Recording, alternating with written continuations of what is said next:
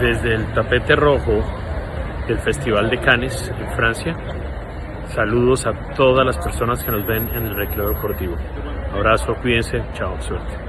Señoras, señores, muy buenas noches, días o tardes, dependiendo de dónde se encuentren. Aquí estamos con el Recreo Deportivo número 89, trayendo el sano mensaje del deporte. Les cuento, señores y señoras, que hoy tenemos un programa muy especial. Vamos a tener lo que hemos denominado el fin de una trilogía que comenzó con La Escuela de la Roca, con Suezca. Para quienes no lo hayan visto, fue un programa que hicimos, es el capítulo número 58, que nos muestra cómo es escalar en la roca. Luego hicimos el programa número 60, capítulo 60, donde hablamos del Cocuy, y en esa ocasión mostramos que la escuela de la piedra de la roca se le agregaba a la nieve. Y finalmente hoy tenemos el culmen, que ya llegamos a las experiencias de los Himalayas a más de 8.000 metros. Y no solamente es la piedra, la nieve y la roca, sino que le agregamos un factor extra, que es la falta de oxígeno. Y es una situación bastante particular. Para este efecto, hemos decidido invitar a nuestro guía de cabecera de las altas montañas, que es el Python. A ver, los saludamos de una vez. Python, buenas noches, ¿cómo estás? Buenas noches para todos y bueno, muy contento de nuevamente de tener el chance de compartir con ustedes y con todas las personas que después miran esto en la nube, se dice. Correcto, en las alturas. No, y faltaba más. Muchísimas gracias por aceptar la invitación. Y hoy pues vamos al grano, vamos a los Himalayas, al techo del mundo. Así que no me queda más que comenzar esto preguntándole a Python, después de haber escalado en Suezca, de haber escalado en Colombia, en el Cocuy, en el Ruiz, mejor dicho, en todos los sitios famosos. Yo recuerdo que él también estuvo en los Tepuyes, él estuvo en Aconcagua, etcétera, Cotopaxi creo que también. ¿Cómo hace uno para decir, bueno, ya estoy listo para las grandes alturas, para irme al Himalaya? Eso es un sueño de todos los escaladores. Y segundo, ¿quién organiza esta idea para que tomara forma? No es fácil desplazarse allá. ¿Cómo es todo ese proceso para llegar a los Himalayas? Adelante. Bueno, pues primero, yo creo que nada, como cualquier persona, por ejemplo, como tú que patea balón de manera aficionado profesional, pues la ilusión máxima sería como representar al país en un mundial o algo así como el máximo certamen.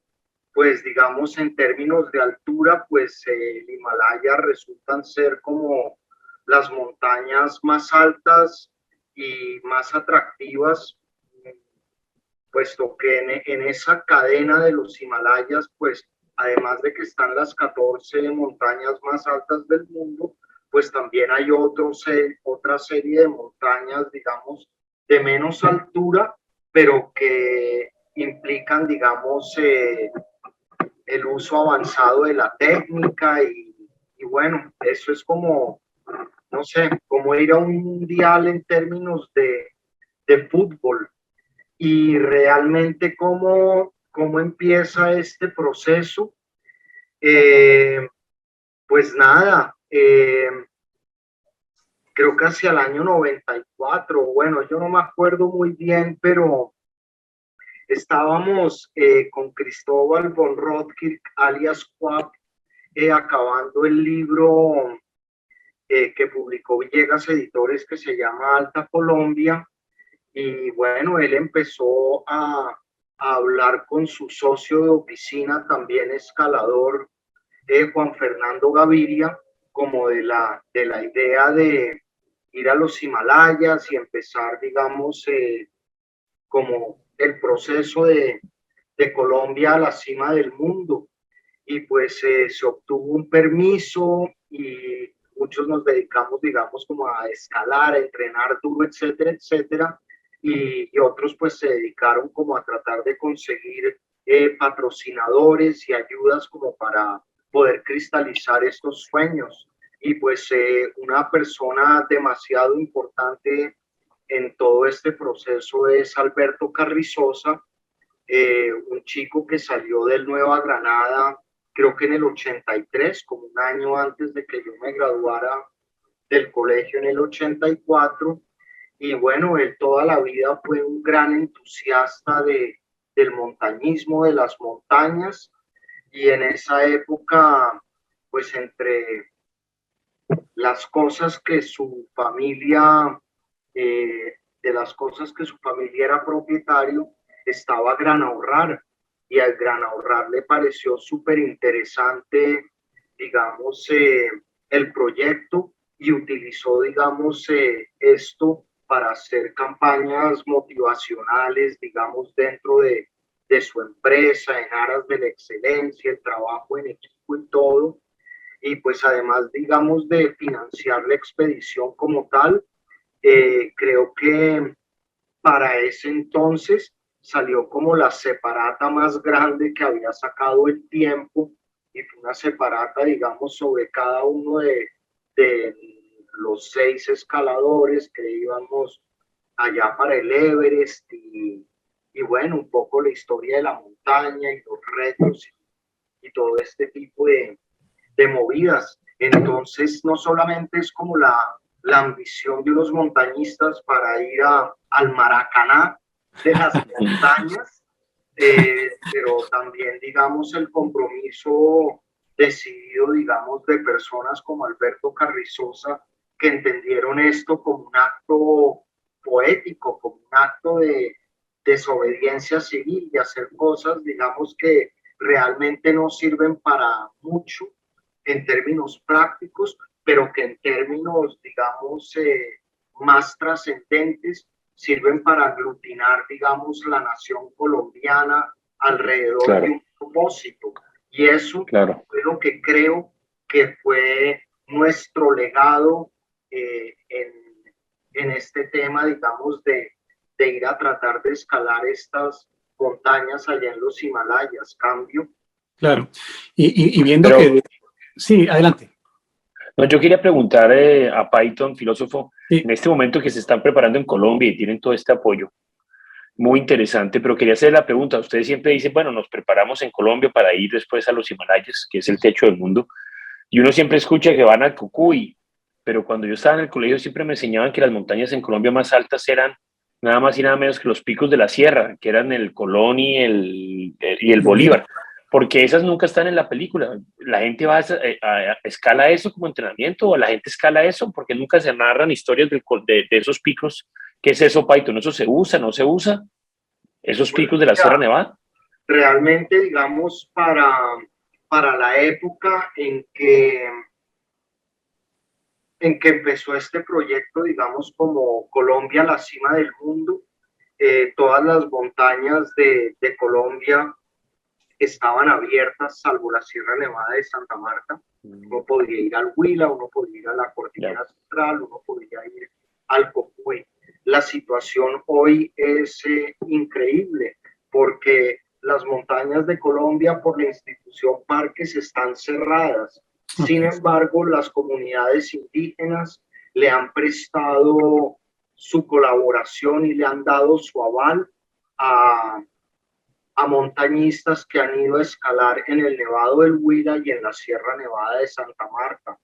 Es así como a principios del año pasado, por ejemplo, y no me acuerdo si eso lo hablamos en el programa pasado, hubo, digamos, una acordada de Colombia conformada por un indígena y por un chico de Suezca y por un norteamericano, que escalaron por primera vez en una sola jornada las 4 cumbres que componen el Nevado del Huila.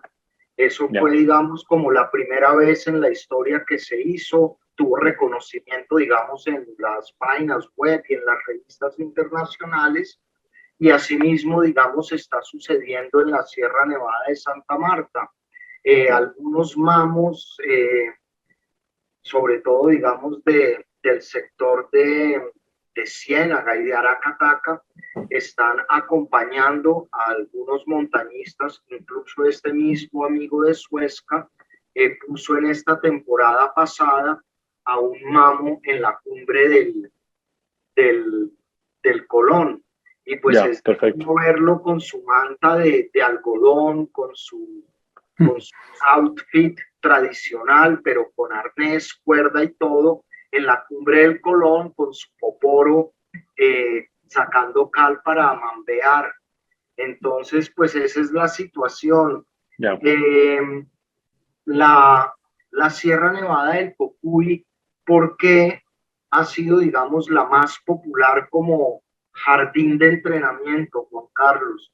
Porque es la más, digamos, asequible en términos de la distancia y de los retos técnicos que se pueden, digamos, enfrentar. Para subir a la Sierra Nevada de Santa Marta, pues se necesita un esfuerzo bastante más significativo que el Cocuy, lo mismo para el Nevado del Huila, y con un menor esfuerzo se puede llegar al Cocuy y hacer cosas, digamos, que técnicamente sean más difíciles y que te van volviendo, digamos, más competente tanto en la roca como en la nieve para pensar, digamos, en ir a otros escenarios acá mismo en los Andes o en Europa o en África o donde sea, para finalmente, digamos, tratar de desembocar en los Himalayas. Perfecto. Pero teniendo en cuenta, Python, que uno llega, digamos, a 5.300 en el Cocuy,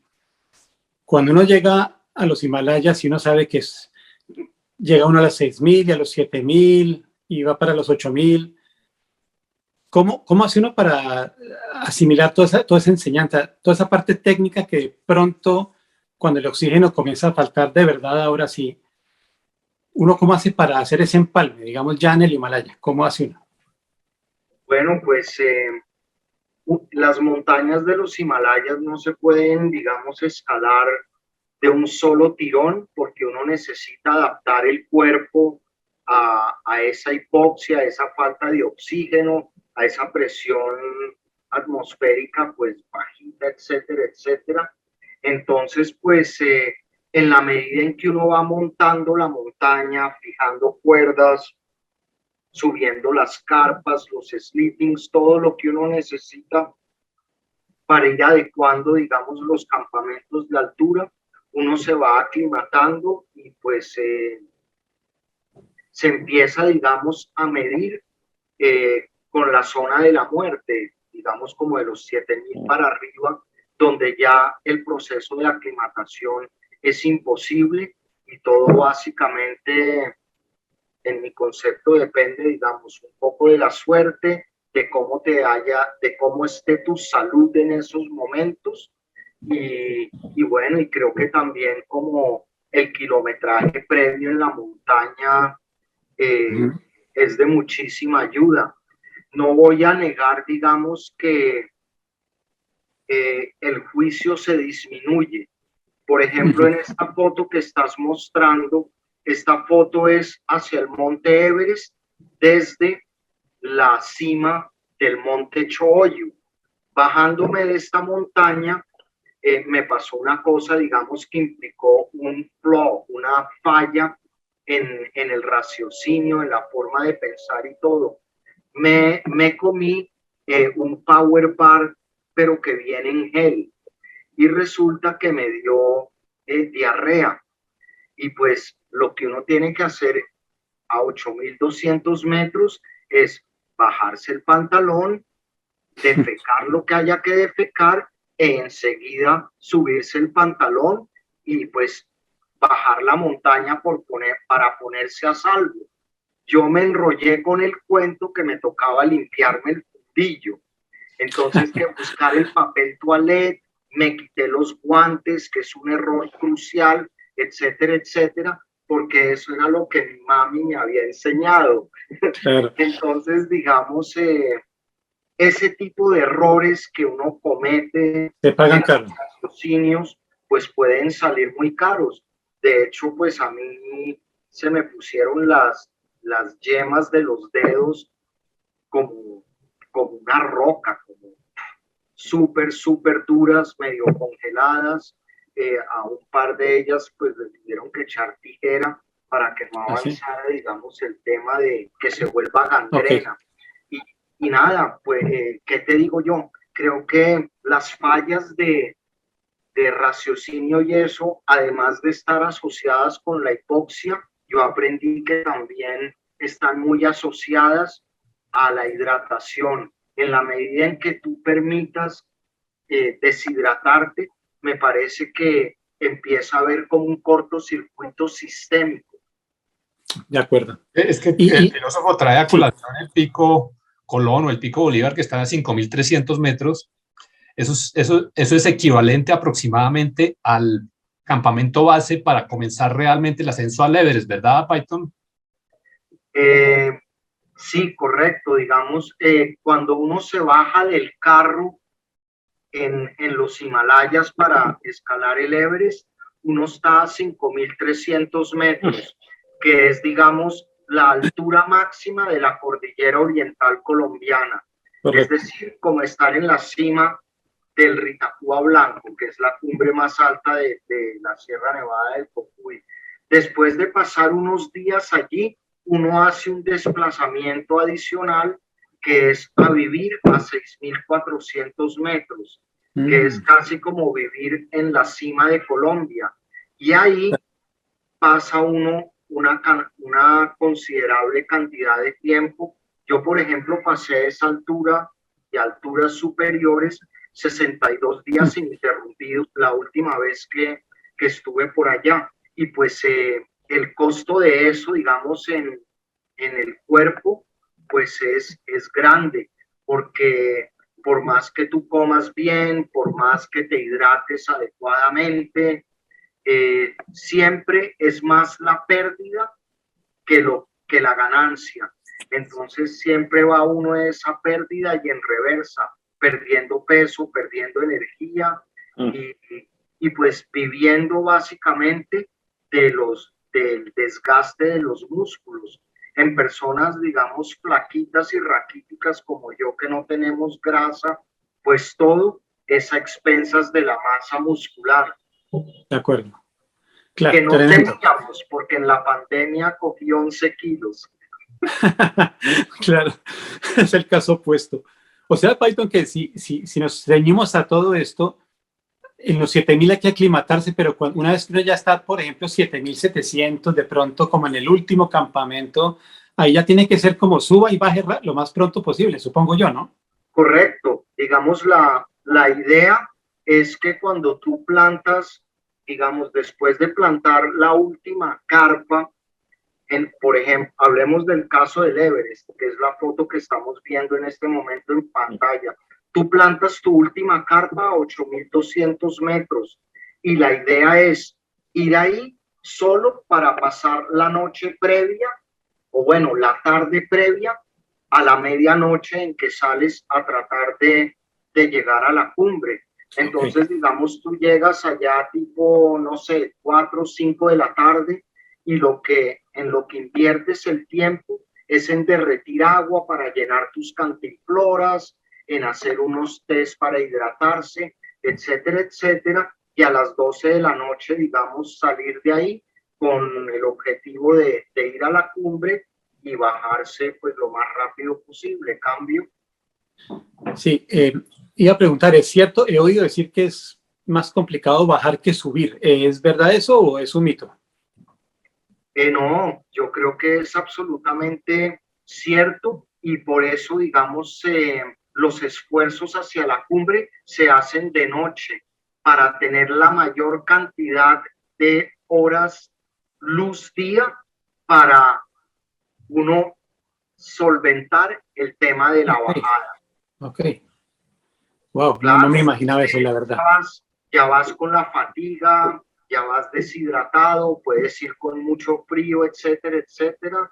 Y pues de ese cansancio empiezan las fallas en el pensamiento, los errores, la laxitud y bueno, errores que pueden ser fatales. Entonces, precisamente por eso se asciende de noche para tener el día para ponerse uno a salvo. Interesantísimo, no sabía todo eso. Y tú estuviste 2 veces en el Everest, tengo entendido. En las 2 veces coronaron, ¿cierto? No, en la primera no. En la primera no. Ok. Eso fue en el año 97. Fuimos en la época del otoño y fuimos solo 6 personas. Y bueno, ahí entendimos que era un equipo demasiado pequeño, la montaña demasiado exigente y sobre todo en esa época de post-monzón, escalan son los monstruos. La gente de Grecia, los Federer, los Nadal, los Messi, no, no unos fulanos del platanal ahí con ánimos de hacer patria. Entonces, aprendimos que realmente la primavera es como la ocasión más propicia y bueno, de hecho, el resto de las expediciones que hicimos a los Himalayas siempre los hicimos en primavera. De hecho, por ejemplo, en ese primer intento al Everest en otoño, simplemente pudimos interactuar con 2 grupos. Un japonés que estaba escalando solo, un monstruo, y un suizo súper duro que se llama Joan Trualet, que tenía, digamos, como el récord de subir el Everest y bajarlo lo más rápido. Entonces, pues es otra gente, digamos, de otro nivel. Y nosotros ya de primerizos en otoño, pues aprendimos muchísimo, sobre todo, digamos, que 6 no éramos suficientes y que tal vez esa no era la mejor época, sino la primavera. Primavera, correcto. ¿Y la razón es cuál, Python? ¿Cuál es la razón? ¿Porque la nieve se descongela? ¿Porque es más dura? ¿Porque hay vientos? ¿Cuál es la razón específica de esa dificultad? Bueno, en el otoño, porque digamos los días, cada día son más fríos y lo que uno trae y lo que uno está trabajando con el invierno cayendo encima, que hace pues todo bastante más difícil. Mientras que en primavera, digamos, lo que pasa es que uno está trabajando en un ambiente, digamos, que es un poco más cálido y aportas, digamos, del verano, que el verano allá no es verano, sino es la época de los monzones que traen unas lluvias descomunales, pero pues en general en mayo son las épocas, digamos, en que una corriente que circula alrededor del planeta que se llama jet stream se sube, digamos, un poco más arriba de los 8.000, digamos, se va a 9.000 metros el jet stream. Y eso es lo que da, digamos, las ventanas de oportunidad para intentar escalar estas montañas. En el otoño, con la cercanía del invierno, pues el jet stream, digamos, que se queda entre 8.000, 8.500 y pues la brisa y todo es supremamente más difícil y complejo. Cambio. ¿Ustedes iban con guía de la zona o iban solos? Pues digamos, en algunas montañas nos hemos apoyado de sherpas, en otras montañas no. Por ejemplo, para el Choyu y el Manaslu fuimos nosotros solitos. Eso es la forma en que a mí me parece bonito escalar las montañas. Digamos, para el Monte Everest, sí se recurrió, digamos, a sherpas y todo esto, porque pues de por medio está un patrocinador con una faceta comercial. Entonces es como cuando el señor Char trajo a Borja aquí para Junior, tu papá, porque tienen que dar resultados, tienen que satisfacer algunas expectativas que tienen los patrocinadores. Entonces, bueno, se apela, digamos, a los sherpas. Y en mi concepto es más que todo para satisfacer a patrocinadores y acercarnos más a una posibilidad de triunfo. Igual, en el Manaslu y en el Choyu lo hicimos, digamos, sin sherpas y sin nada, y pues obtuvimos unos resultados satisfactorios. Claro. Python, Sí. y una cosita hablando de emociones, y usted compara esto con el Mundial de Fútbol. ¿Qué sintió y qué sintió usted específicamente cuando llegó a la cima del Everest? Cuando usted dijo, aquí es, estoy en el sitio más alto del planeta Tierra. ¿Qué sintió? ¿Que era campeón del mundo? ¿Que era un Mundial de Fútbol y usted era el campeón? ¿Qué sintió? Cuéntenos en ese momento. Pues mira, yo no coroné el Everest. Yo la montaña que coroné fue el Choyo. El Y chollo. sí, eh, y esa montaña, digamos, para mí fue como mucho más relevante que el Monte Everest, precisamente porque le escalé con mi propio esfuerzo, sin apoyarme en terceras personas. Okay. Entonces, yo monté todos los campamentos de la montaña y después escalé la montaña y de bajada recogí todo lo mío y me bajé, por ejemplo, digamos, la montaña. Entonces, es Fue más, como es una más. sensación, sí. Sí, adelante. Entonces, nada, ¿qué piensa uno en la cumbre de esas montañas? Coño, estoy a mitad de camino. Hay que bajar rápido. Aquí va a ver. Está muy bueno. Oye, Entonces no es Python, mucho la celebración, sino sí, claro. sobre todo, digamos, como, listo, ya llegué hasta acá, pero me toca hacer un esfuerzo doblemente tenaz para autopreservarme. Mejor Entonces, dicho, es el primer tiempo, simplemente. Le falta el correcto, segundo tiempo. demos media vuelta y tratemos de Sí, conservar la calma y ser impecables de para acuerdo. llegar sanos y salvos, porque realmente la cumbre no es la meta, la cumbre es volver uno a la casa, abrazar a la esposa, a los papás, De etcétera. acuerdo. De acuerdo. Entonces, pues nada, la cumbre es como una meta volante. Python, Mira que estás en muy esas deportivo, expediciones, ¿no, sí. Carlos? Sí. Python, en esas expediciones a los Himalayas, ¿te tocó ver alguna avalancha o alguna cosa así dramática? Claro, por ejemplo, cuando estuvimos en el Manaslu, eh, tuvimos un evento de una avalancha que mató a un colombiano, Caramba. a Lenin Granados. Lenin, claro que sí, Lenin En Granada. esa misma avalancha también cayó, digamos, mi compañero de cordada, Fernando González Rubio, Wow. el ex esposo de Maía Cartwright, Suezca, Sí. episodio 58, sino que a Fercho se le pudo rescatar. A Lenin se lo tragó la montaña y pues nosotros fuimos a Santa Rosa de Viterbo, Boyacá, a dar una exposición, digamos, allá en el pueblo de Lenin para que la gente, digamos, por medio de filmaciones y de fotografías, pudiese, digamos, captar la envergadura de lo que es una avalancha allá y de nuestro ínfimo tamaño.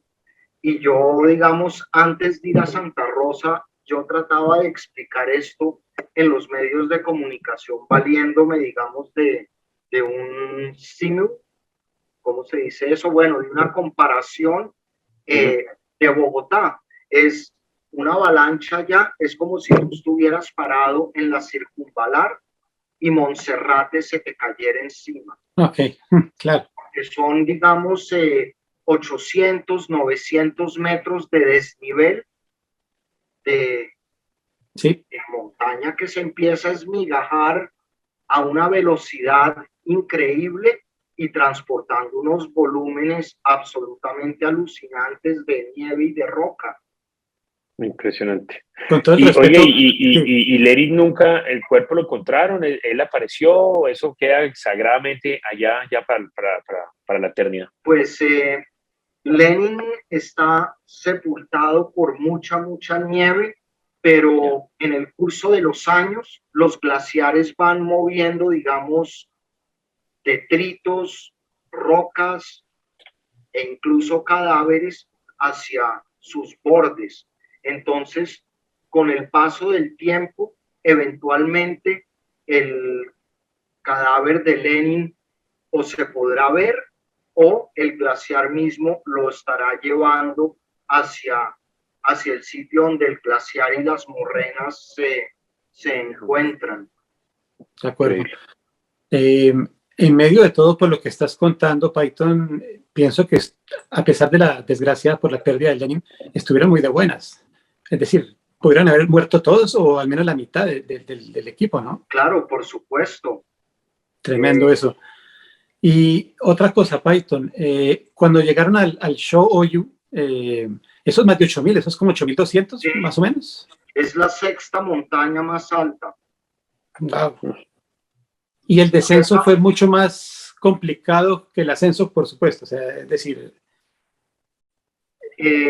Pues mira, como te digo, por ejemplo, cuando yo salí de la carpa de 8.000 a la cumbre, pues llegué a la cumbre, me tomé una foto con la bandera de parques, con el oso, y de inmediato, digamos, lo que hice fue dar media vuelta y empezarme a bajar, pero procurando ser impecable y sin dejar basura en la montaña, sino recogiendo todo lo que yo había subido para la montaña, bajarlo. Yo tenía la pretensión, digamos, de llegar al campamento base ese mismo día porque estaba un poco bravo con el que daba las órdenes en la expedición, porque se dejó convencer de un mexicano de que yo era muy flaco, que yo me iba a morir por allá. Entonces yo quería realmente llegar ese mismo día al campamento base, pero nada, en el proceso de estar recogiendo mis cosas en el campo 3, en el campo 2, etcétera, pues no alcancé y pasé la noche en el campo 1 y al día siguiente sí ya regresé al campo base. En esa montaña, digamos, también perdí un pupilo algunos años después. Yo, digamos, uno de mis sueños de vivir en el Cocuy, que es otra de las potencias del Cocuy, muchachos, versus Sierra Nevada y Nevado del Huila, es que en el Cocuy es fácil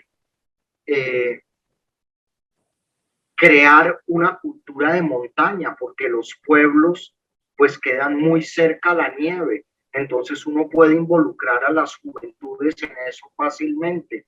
Yo tuve por muchos años un pupilo de Huicán que se llamaba Víctor Correa y él también peneció por un edema cerebral en el Manaslu tratando de escalar esa montaña.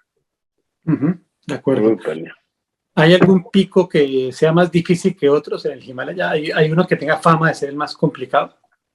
Claro, digamos el K2 es una de las montañas, digamos, famosas por su dificultad, pero digamos, mira que, por ejemplo, el 8.000 más chiquito, que es el Annapurna, que fue conquistado por primera vez por los franceses, por Maurice Herson. Entonces, mira que montañas más pequeñas como el Annapurna tienen muy poquitos ascensos, porque son montañas más complicadas, más técnicas, que requieren, digamos, unas destrezas muchísimo más elevadas que las que se necesitan, por ejemplo, para escalar el Monte Everest por el lado, digamos, por el que estuvo Gustavo, por donde van la mayoría de las expediciones comerciales. Y un poco eso pasa, digamos, también en la Sierra Nevada del Cocuy.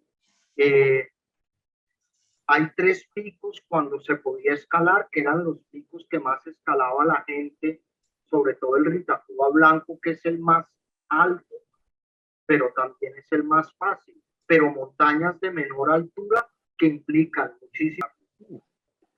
Ahora sí. Entonces, pues hay montañas de esas que no son muy escaladas porque requieren, digamos, más habilidades técnicas, más experticia, más destreza. De acuerdo. Y si te tocara escoger un solo paisaje o un solo pico o un valle, ¿cuál sería Python. Pues yo creo que la zona del Manastro, porque como estaba contando antes de que empezáramos a grabar nuevamente, nosotros decidimos hacer eso by fair means. Y eso fue entonces desde donde se acaba el pavimento, caminamos hasta el campo base.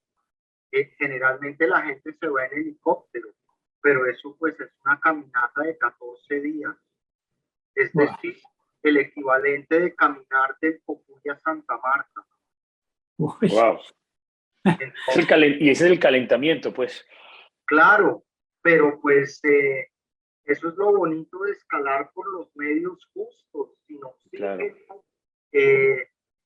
Digamos, sin apoyarse tanto en terceras personas. Entonces caminamos todos esos días y lo que hicimos es que habíamos contratado un helicóptero que nos llevara al cabo de 15 días todos los pertrechos a un monasterio, y de ese monasterio empezamos a hacer, digamos, los porteos al campamento base. Ahí nos ayudaron un poco algunos monjes. Entonces, digamos, como en todo, es más bonito el proceso que el logro mismo. Entonces, escalar por los medios justos a mí me encanta, y de hecho por eso me he caracterizado en el Cocuy, por no usar caballos, por nunca apelar a porteadores, sino hacer todo yo por mis propios medios. Y creo que es bonito y deja como una satisfacción, claro, un valor agregado más elevado. Muy especial. Sí. Muy especial. Wow. Eso es toda una experiencia, por lo que veo yo. A veces hacer las cosas por sí mismo, pues, es una gran recompensa, aunque yo me imaginaría que hacer un Everest sin Sherpas como que complicado. No, mira que sí. Sí. Claro. De hecho, cuando estaban pasando las fotos, una foto pues que no paré ahí para contar, pero digamos de una pareja de austriacos que conocí, que escalaron ellos solos, sin apoyarse en nada, y cuando llegaron a la cumbre se botaron en parapente. Dios mío. No, definitivamente hay gente para todo, ¿no? Para todo. Gente muy... Sí, Python, y usted que hablaba sobre esa gente que usted veía que en otoño estaba escalando y me decía, uy, qué gente tan dura, ¿no? Hay gente que escala en invierno adicionalmente, se han puesto ese reto subir en invierno. También hay gente que y eso es lo más duro, ¿no? Es el momento más duro para subir. Por supuesto. Digamos, en la historia del montañismo, los polacos se han destacado, digamos, Jerzy Kokuszka, que fue la segunda persona que escaló los 14.800, pues nada, si van a hacer expediciones invernales en las montañas, que son cosas pues de alto y de otro nivel. Impresionante, pero, ¿no? Existe gente súper dura y sobre todo con una capacidad para soportar el sufrimiento y la adversidad y reponerse y continuar.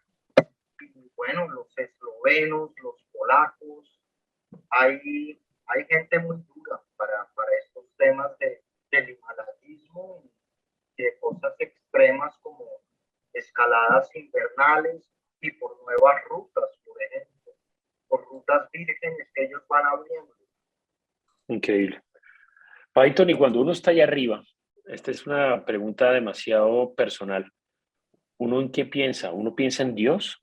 ¿Uno piensa en el cosmos? ¿Uno piensa en la soledad? ¿Piensa en la vida, en la familia? ¿Uno en qué piensa estando por allá arriba? Pues nada, yo pensaba bastante, digamos, de pronto tú te acuerdas de ella porque era de Calatrava, Carolina Ballico. Ah, claro, o sea, usted pensaba en amor, en un amor, era como... y bueno, digamos, como a veces también hay tanto, cuando empieza a nevar, cuando el clima se vuelve muy áspero y todo, y pues se le toca estar a un día días guardado ahí en una carpa esperando que se pase el temporal. Pues nada, yo había llevado pues bastante literatura para leer, o a veces también, digamos, hacer amistades con gente de otras nacionalidades e ir a departir. Por ejemplo, en el Choyu, yo casi nunca me metí con mi grupo de Colombia. Ya habíamos empezado a tener roces porque pues yo no voy a doblar el lomo para que otros doblen sus bienes. Entonces empecé a interactuar muchísimo con una expedición femenina de la escuela de guías a la que yo pertenezco en Estados Unidos. Era un all-female expedition, y pues yo había estado como el año anterior trabajando en Alaska con esa casa de guías gringo, y bueno, y conocí al esposo de una de las chicas, en fin. Entonces, la introspección, socializar con otras nacionalidades, departir con las chicas, cuando el clima estaba más o menos decente y no estaba fuera del glaciar, tratar de jugar hacky sack, fuchibolita, y bueno, en fin, pero así pensamientos trascendentes asociados a Dios, la verdad no. Dale, interesante, interesante. Y Python, ¿y la comida? Para cerrar aquí este tema, ¿qué come uno a esa altura? ¿Frijoles? ¿Barras de energía? ¿Qué come uno? Pues de hecho por allá ya en las grandes alturas, básicamente como hidratar, tomar té, a veces pastas 3 minutos como con un huevito, sí. Pero y tú cosas pesadas de digerir, como por ejemplo un pedazo de salchichón, sí, o chorizo español, o por ejemplo carne de yak, todo eso no es muy recomendable, porque gastas la mayor parte de tu energía corporal en el proceso de digestión, y eso, digamos, divierte energía que se dedica a tener calientes tus zonas distales, dedos de manos y pies. Entonces, no solo es porque la comida a esa altura pues no entra mucho, sino también para que el cuerpo no se distraiga tanto. Claro. Yo allá, por ejemplo, en todas mis expediciones himalayicas, un gran consumidor de ensueño. De acuerdo. No, pues muy interesante todo esto. Filósofo, que Baldor Banda sí que está listo. Aquí podríamos pasar horas hablando, pero vamos a pasar ya a Baldor al tablero. Han mandado las preguntas de Baldor. Y bueno, una pregunta que manda Baldor es, los Himalayas pasan por 5 países. ¿Cuáles son esos 5 países? De pronto comencemos por el iluminado y el gurú, y de pronto al final Python les complementa. ¿Cuáles son esos 5 países que son atravesados por los Himalayas? Nepal. Nepal van 2. Nepal. Bután. India 3, Bután 4, correcto, falta solo uno. China. Ya lo nombramos con Tíbet. ¿Con Tíbet? Una pista, ahí, el K2 queda ahí. Pakistán. Correcto, Pakistán. Muy bien. Vale, señores. carajo. Sacan 5. Y solo para un datico, ¿ustedes saben quién fue la primera persona que... Edmund Hillary, el primero que el primero del Everest, correcto, sí, señor. Pero los 14... Los 14, bueno, es un nombre complicado porque es un nombre alemán, pero es italiano. Yo escuchando a Python me di cuenta que el segundo en hacer los 14 fue un polaco. Ese ya me lo aprendí. Sí, ahora me falta el primero. Falta el primero. ¿Iluminado, usted sabe? El primero que hizo los 8 14. Los 14 8000.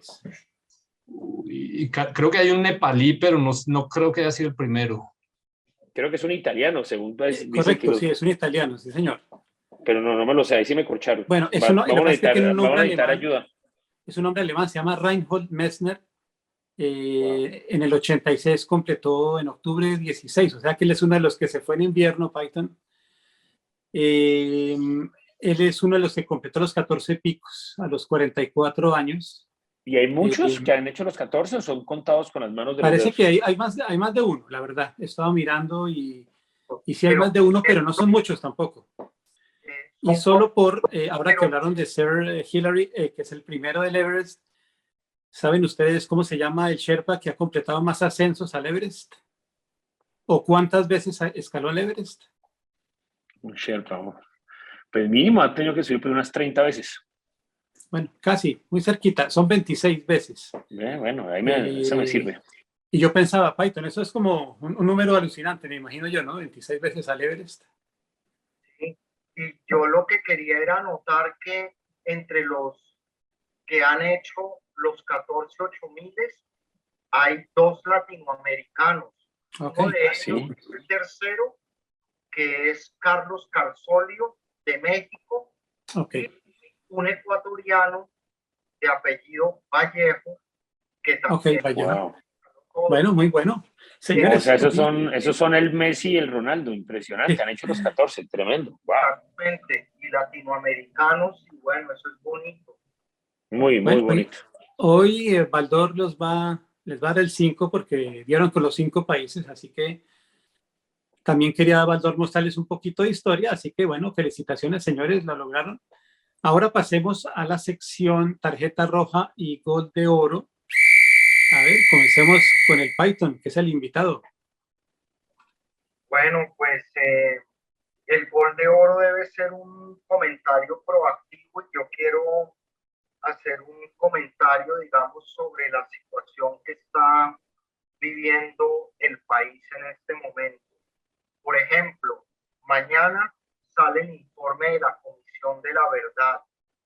La Justicia Especial para la Paz ha empezado a mostrar sus frutos y en general, digamos, después de la crispación tan absurda, digamos, que traía consigo la política, pues noto que hay como un ánimo de concertación y como una voluntad, digamos, de la gente divinamente de empezar a dialogar y a ceder un poco y llegar a consenso con el ánimo, digamos, de que haya más justicia y más equidad en este país. Entonces, te quiero dar el gol de oro, digamos, a la coyuntura actual de Colombia y a las posturas, digamos, que han tomado referentes nacionales alrededor de la necesidad de dialogar, de no ser enemigos y de no estar descalificando al otro per se porque piensa diferente.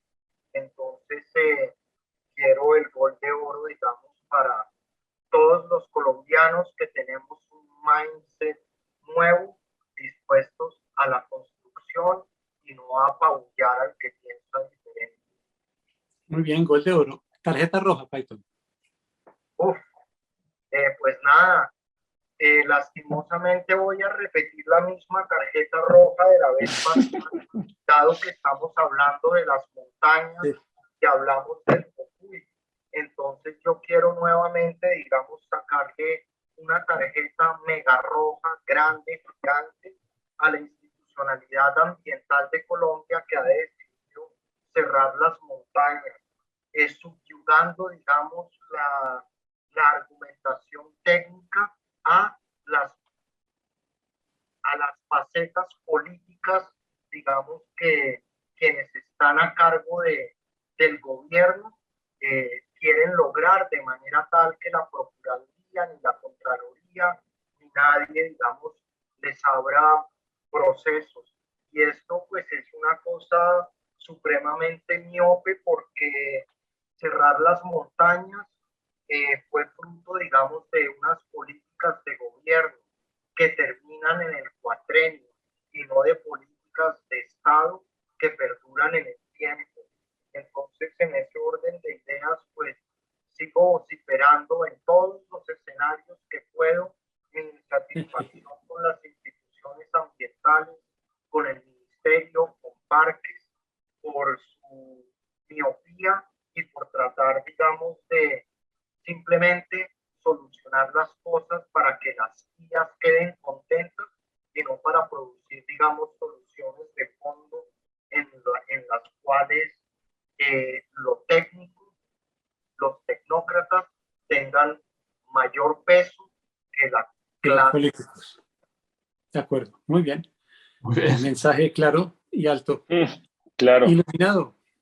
Gol de oro, tarjeta roja. El gol de oro yo se lo quiero dar a las personas que como Python identifican un 8000, ya sea montaña o sea una meta personal de cualquier tipo, y tienen el tesón para coronar ese 8000 y para no ceder ante los obstáculos que se presentan. Entonces eso para ellos es mi gol de oro.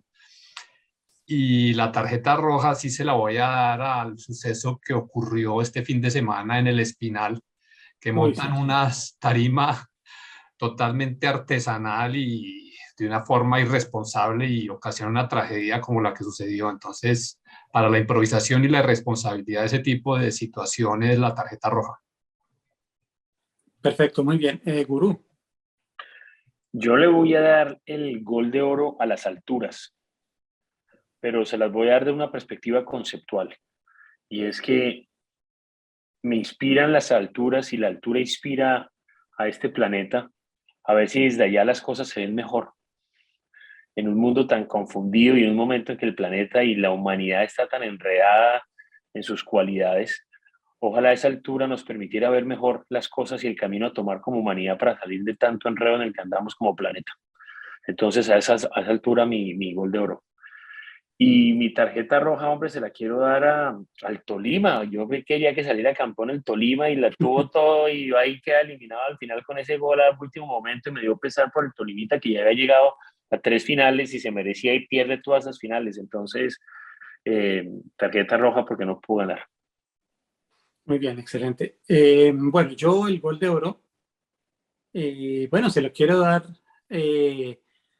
a las personas que se atreven a ir a las alturas, a los techos del mundo, a la gente que sueña alto y que quiere lograr las cosas de una manera con esfuerzos personales y sin esperar nada regalado ni nada que los haga, digamos, nada que los distraiga de su propia búsqueda personal. Por eso me gustaría también decir que Lenin Granados, pues un saludo para él donde quiera que esté. Su espíritu está más que bien cuidado por los grandes escaladores que nos han representado. El gol y la tarjeta roja, pues yo se la daría a muchos dueños de equipos de fútbol colombiano que no vieron que Hernán Darío Herrera pues todavía tenía cosas que dar en el fútbol. A él lo recuerdo con mucho cariño de los años, tal vez finales de los 70 y comienzos de los 80, un gran jugador. Y ahora verlo ganar un título como técnico encargado, eso me parece una grosería y un insulto a una figura de esas. Entonces, la roja para los que no lo vieron durante tantos años. Y parece que no lo han visto aún porque sigue Y no encargado. lo han visto aún, correcto, sí, eso está claro. Bueno, señores, ¿algo más de última hora? ¿Algún pensamiento, alguna idea? Sí, yo tengo una Python. ¿Usted quiere volver a subir allá? ¿Tiene pensado volver a subir al Himalaya o eso no está en sus planes? Pues digamos, si te diese la oportunidad otra vez, yo me entrenaría feliz para volver por allá, pero en los términos en que lo pone Carlos Eduardo, en términos de un reto personal, porque para decirles la verdad, ese es un mundo bastante desalmado en que la solidaridad y los valores, digamos, de salvar vidas y todo eso poco se ejercita. Entonces, yo volvería, si tengo el chance de entrenarme adecuadamente y pues en pos de una gesta personal, más que digamos de entregarle una gloria a Colombia. De acuerdo, válido. No, pues muy bien, señores. Entonces, fue un gusto tenerlos hoy. Python, mil gracias por haber aceptado la invitación. Nada, gracias a ustedes. Python, muchas gracias. Muy bueno. Y Python, recuerda una cosa que le queríamos decir. Si con el deporte te mueves, mira el Recreo Deportivo cada jueves. Suscríbanse. Sí, señor. Palabras sabias. Bueno, fue un gusto, señores. Este fue el Recreo Deportivo 89. Que pasen una feliz noche y pues éxitos. Y para adelante siempre. Aiton, un placer volverlo a ver, oiga. Mucha Un gusto. suerte. Gracias, mucha suerte. Chao.